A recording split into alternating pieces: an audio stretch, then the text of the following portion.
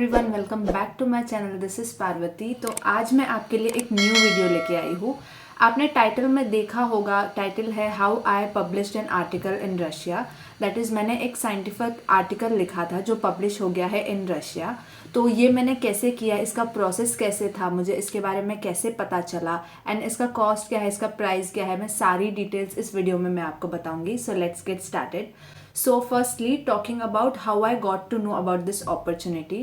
Actually इस article writing के बारे में मुझे यूनिवर्सिटी के एक प्रोफेसर ने बताया था। हमारी इंग्लिश लैंग्वेज की प्रोफेसर है वो। उन्होंने मुझे बताया कि उन्होंने एक्चुअली क्लास में ही अनाउंस कर दिया था कि लाइक आर्टिकल पब्लिश कर सकते हो, आप लोग आर्टिकल लिख सकते हो। ऑलरेडी बहुत सारे रशियन स्टूडेंट्स हैं जो आर्टिकल लिख रहे हैं एंड उनका भी पब्लिश हो चुका है।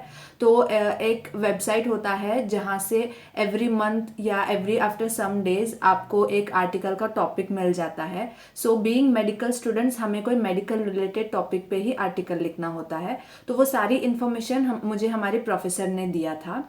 एंड टॉकिंग अबाउट इसके एडवांटेजेस क्या है, तो फर्स्टली अगर आप लोगों को पता होगा यूएसएमएलई एग्जाम के बारे में। So if you guys are going to appear for USMLE में आर्टिकल्स पब्लिश करना ये एक अच्छी चीज़ है। दैट इज़ इसका एडवांटेज ये होगा कि अगर आप यूएसएमएलई के लिए अप्लाई करोगे तो आपको आफ्टर यूएसएमएलई, आप अगर एग्जाम क्लियर करे हो, आफ्टर दैट आपका एक इंटरव्यू होगा। तो उस टाइम आपका एक सीवी जैसा कुछ बनता है। तो अगर उसमें आप आर्टिकल पब्लिश कर रहे हो तो उसमें स्पेशली मेंशन होगा कि हाँ हमने इंटरेस्ट दिखाया है कि हाँ हमें मेडिकल स्टडीज़ के अलावा आर्टिकल्स लिखना, रिसर्च करना, इन सब में भी इंटरेस्ट है। तो ये चीज़ आपके सीवी में ऐड हो जाता है। तो that's really like it's a good point. अगर आपका इंटरव्यू हो रहा है तो हाँ, तो वो इंटरव्यूअर देखेगा कि हाँ आपने आपके मेडिकल लाइफ में आर्टिकल्स भी पब्लिश कराया है। So that's really good point. Other than that, अगर आप देखोगे तो हमारे प्रोफेसर ने हमें बताया कि अगर हम आर्टिकल्स पब्लिश कर रहे हैं, दैट इज़ हम अदर एक्टिविटीज़ में भी हम आगे बढ़ रहे हैं, तो हमें ऑटो क्रेडिट मिलेगा। दैट इज़ किसी किसी सब्जेक्ट्स में हमें फुल क्रेडिट, यहाँ क्रेडिट सिस्टम होता है, यहाँ कोई मार्किंग सिस्टम नहीं होता कि लाइक 100 मार्क्स में हमें कितने परसेंटेज मिले, ऐसा सिस्टम नहीं होता। रशिया में होता है credit system. That is her subject में आपको आउट ऑफ 5 मार्क्स दिए जाते हैं। 3 हो तो आप पास हो, 4 हो तो that's good and 5 is excellent. तो अगर आप पब्लिश कर रहे हो आर्टिकल किसी एरिया में, देन आपको ऑटो क्रेडिट्स मिल जाएंगे। सो ये इस आर्टिकल पब्लिश करने के कुछ फ़ायदे हैं। So now next I will be talking about कि मैंने आर्टिकल कैसे लिखना स्टार्ट किया and how I got it published. So let's get started. उस पब्लिशिंग हाउस के वेबसाइट का नाम है पेरवे वेस्टनिक, यहाँ पे लिखा हुआ है। That means first herald, that is first messenger. So यहाँ पे आपको सब कुछ रशियन में ही मिलेगा, तो आपको इस पेज को ट्रांसलेट करना पड़ेगा। यहाँ पे आप ओपन कर सकते हो। देन यहाँ पे सब कुछ इंग्लिश में हो गया। देन यहाँ पे आपको मिलेगा कॉन्फ्रेंस में कॉन्फ्रेंस आर्काइव, दैट इज़ जो भी कॉन्फ्रेंसेस अब तक हुए हैं उसका। देन यहाँ पे आप देख सकते हो सारे जो रिसेंटली तो हुआ है February 3 को। मेरा आर्टिकल पब्लिश हुआ था ऑन January 31। सो यहाँ पे है January 31 एंड इस साइंटिफिक, इसका नाम था actual problems of science and technology. So ये है द बुक, ये मतलब ये है जर्नल जिसमें पब्लिश हुआ है। एंड इसके पार्ट 3 में आपको मेरा आर्टिकल मिल जाएगा एज वेल एज मेरे फ्रेंड का आर्टिकल मिल जाएगा। सो ये इन द PDF फॉर्म आपको मिल जाएगा, आप डाउनलोड कर सकते हो and you can read my article. ये फर्स्ट पेज है, सब कुछ आपको रशियन में ही मिलेगा but you can translate it in English later on. So यहाँ पे है ये, यहाँ पे लिखा हुआ है अब फर्स्ट वन है about the advantages of clinical cytopathology, जो मेरे फ्रेंड का आर्टिकल है। And the second one is this, factors and conditions of surrogacy in India. यहाँ पे पी प्रदीप लिखा हुआ है, दैट इज़ माय नेम, मैं मेन ऑथर थी एंड बाकी जो 2 लोग हैं वो को ऑथर्स थे।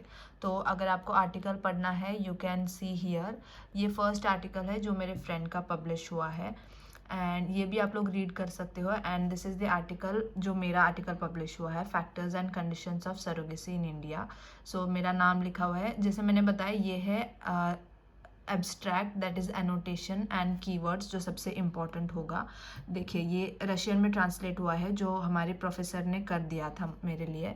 देन जो भी वर्ड्स है, then all of the article is in English, आप लोग इसे पढ़ सकते हो। मैंने क्या क्या, मैंने सरोगेसी, फर्स्ट में सरोगेसी का इंफॉर्मेशन दिया है कि व्हाट इज़ सरोगेसी। देन उसके बाद मैंने उसकी हिस्ट्री के बारे में बताया है। देन एक्चुअली सरोगेसी क्या होता है ये एक्सप्लेन किया है, ये किन किन लोगों के लिए एडवांटेजेस प्रोसीजर्स है इसके बारे में एक्सप्लेन किया है। अदर देन दैट मैंने जो रूल्स एंड रेगुलेशंस है इंडिया में उसके बारे में एक्सप्लेन किया है। देन उसके अलावा आप इसमें rules and regulations, then ethical issues, इन सब के बारे में पढ़ सकते हो। एंड एट द एंड ये है बिब्लियोग्राफी, दैट इज़ जो मैंने रेफरेंस लिया है। अगर आप किसी आर्टिकल का रेफरेंस ले रहे हो, इट्स नेसेसरी कि उसका आप लिंक यहाँ पे प्रोवाइड करो, सो दैट आप पब्लिशर को पता चले कि हमने रेफरेंस आर्टिकल कौन सा यूज़ किया है। So this is how you right an article. So talking about the process, firstly है टॉपिक चूज करना। सो टॉपिक एक्चुअली सरोगेसी, मैंने लिखा है context of surrogacy in India. तो एक्चुअली ये टॉपिक मुझे प्रोफेसर ने ही सजेस्ट किया था, क्योंकि being medical students it's good अगर आप मेडिकल रिलेटेड कोई टॉपिक चूज़ करो तो। एंड एक्चुअली प्रोफेसर ने हमें एक ऑलरेडी एक रिव्यू आर्टिकल दिया था, दैट इज़ एक आर्टिकल जो ऑलरेडी पब्लिश्ड है ऑन सरोगेसी इन इंडिया के बारे में। तो वो आप एज ए रेफरेंस आर्टिकल ले सकते हो, आप उसमें से इंफॉर्मेशन ले सकते हो, या आप गूगल पे भी सर्च कर सकते हो कि डिफरेंट आर्टिकल्स होते हैं एक ही टॉपिक पे। एक्चुअली फैक्ट तो सेम ही होता है, ओनली थिंग मैटर्स इज आप अपने वर्ड्स में से कैसे रिप्रेजेंट करते हो। So that's all you have to do. आपको थोड़ा रिसर्च करना पड़ता है उस टॉपिक के बारे में। जैसे कि अगर मैंने सरोगेसी लिया है तो सरोगेसी का हिस्ट्री क्या है इंडिया में, प्रेजेंटली क्या चल रहा है, उसके लॉज एंड रेगुलेशंस क्या है, एथिकल इश्यूज क्या है, ये सारी चीज़ों के बारे में आपको रिसर्च करना है and in your own words आपको पुट डाउन करना है। सेकेंडली टॉकिंग अबाउट लिमिटेशन, से आर्टिकल का लिमिटेशन था ओनली 5 पेजेस। सो 5 पेजेस होने की वजह से मैं इसे डिटेल में तो नहीं लिख सकती। That was a good point, क्योंकि अगर डिटेल में लिखना होता तो मुझे ज़्यादा रिसर्च करना पड़ता एंड वो मैं अकेले एज ए मेडिकल स्टूडेंट तो मैं नहीं कर सकती।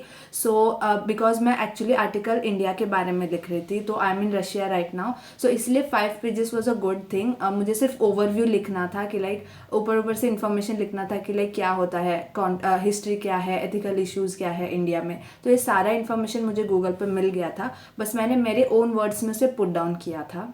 And next is checking for plagiarism, that is plagiarism in the sense अगर आप एक आर्टिकल लिख रहे हो, कुछ वेबसाइट्स होते हैं antiplagiarism.com, उस पर आप अपना आर्टिकल डाल सकते हो इन PDF फॉर्म या अपना टेक्स्ट डाल सकते हो, उसमें पता चलेगा अगर आपने कहीं से कॉपी किया है। सो पब्लिशर्स चेक करते हैं कि हमने कहीं सेम आर्टिकल तो नहीं लिख दिया, कहीं से कॉपी पेस्ट तो नहीं कर लिया। तो अगर आपने कहीं से कॉपी किया है, उस जिस आर्टिकल से या जिस लिंक से आपने कॉपी किया है उसका लिंक वहाँ पे दिख जाएगा।